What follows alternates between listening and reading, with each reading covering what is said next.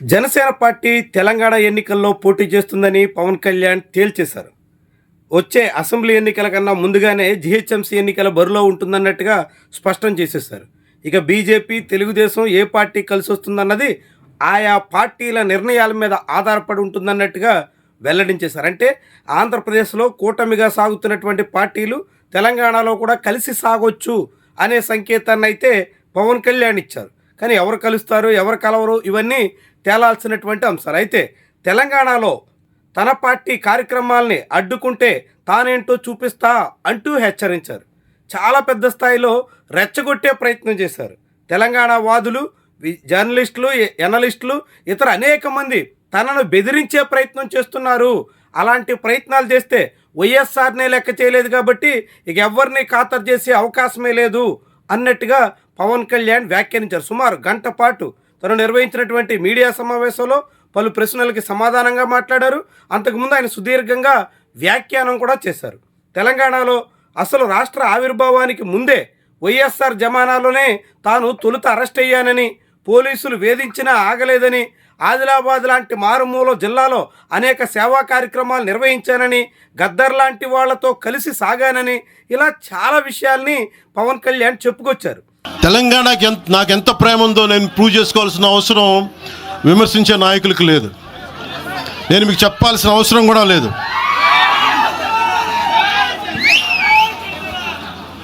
తెలంగాణ విభజనకి జనసేన వ్యతిరేకం అని మాట్లాడుతూ ఉన్నారు.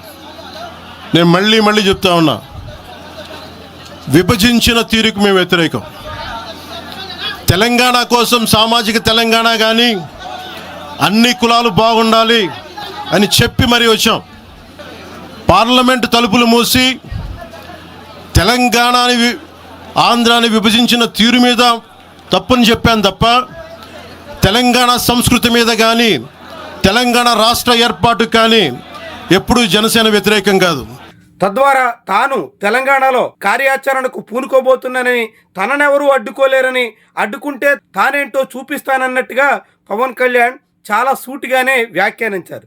తెలంగాణ మీద తనకు చాలా ప్రేమ ఉందని, తెలంగాణ విషయంలో తాను ఆరంభం నుంచి రాష్ట్ర అభివృద్ధికి కట్టుబడి ఉన్నానని, తెలంగాణ అభివృద్ధికి అనేక రకాలుగా సహకరించామని ఆయన చెప్పుకొచ్చారు. తెలంగాణలో కొంతమంది నేతలు తన అభిమానాన్ని, తన ప్రేమను అడ్డుకునే ప్రయత్నం చేస్తున్నారని, అలాంటి వాళ్ళంతా గతంలో పాకిస్తాన్ మీద ఇతర అనేక సందర్భాల్లో చేసినటువంటి కామెంట్స్ ఏంటో గుర్తు చేసుకోవాలన్నట్టుగా పవన్ కళ్యాణ్ మాట్లాడారు. అనేక మంది అద్దంకి దయాకర్ నుంచి మొదలుకొని అనేక మంది వివిధ పార్టీల నేతల వరకు ఆయన ప్రధానంగా ప్రస్తావించారు.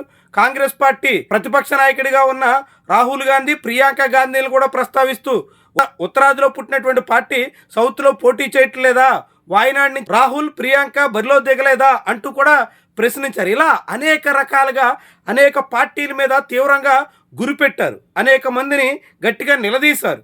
తను ఖచ్చితంగా బరిలో ఉంటానని చెప్పడం ద్వారా వచ్చే ఎన్నికల్లో జనసేన పార్టీ భౌతవ్యం గురించి ఆయన కూడా తేల్చేశారు. నిజానికి తన చుట్టూ ఉన్నటువంటి పార్టీ క్యాడర్ ఆలోచనతోనే తాను తెలంగాణ మీద దృష్టి పెడుతున్నట్టుగా కూడా వెల్లడించారు. అదే సమయంలో తెలంగాణలో తనకు 1,00,000 మంది కార్యకర్తలు ఉన్నారని, దీంతోనే ముఖ్యమంత్రి అయిపోతానని తానేమో అనుకోవటం లేదని, ఆంధ్రప్రదేశ్లోనే తనకు దిక్కు లేనప్పుడు తెలంగాణలో ఎలా సీఎం అవుతాననుకుంటున్నారు అన్నట్టు కూడా పవన్ కళ్యాణ్ మాట్లాడడం చాలా ఆసక్తికరమైనటువంటి విషయం. జనసేన మటుకు తెలంగాణలో అడుగు పెట్టకూడదంటే మేము ఏం కోరుకున్నాం? జనసేనలో మేము తెలంగాణలో ఏం కోరుకుంటాం?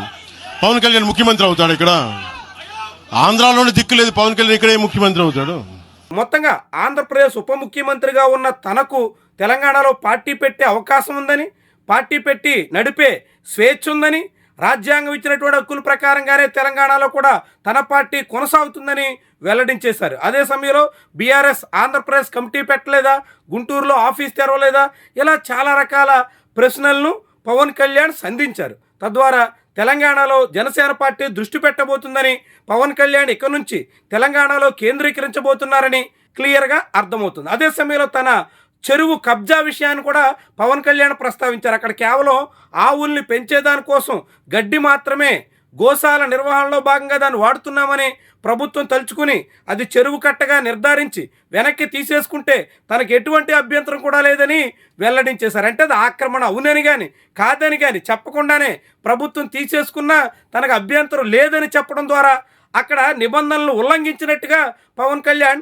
పరోక్షంగా అంగీకరించారా అనేటువంటి అనుమానం అయితే కలుగుతోంది. మొత్తంగా పవన్ కళ్యాణ్ చాలా క్లారిటీగా ఉన్నట్టు కనిపిస్తోంది. తెలంగాణ రాజకీయాల్లో క్లియర్ కట్గా పాత్ర పోషించడానికి సిద్ధమవుతున్నట్టుగా కనిపిస్తోంది. తెలంగాణ వాదులు ఎన్ని అభ్యంతరాలు పెట్టినా రాష్ట్ర అభివృద్ధి కోసం, తాను పునర్నిర్మాణం కోసం పాటుపడబోతున్నట్టుగా స్పష్టం చేసినట్టుగా భావించాల్సి ఉంటుంది. ఈ పరిణామాలతో ఇప్పుడు పవన్ కళ్యాణ్ తెలంగాణ రాజకీయాల్లో కొత్త వివాదాన్ని, కొత్త వాదాన్ని తెర మీదకు తీసుకురావడం ఖాయంగా చెప్పొచ్చు.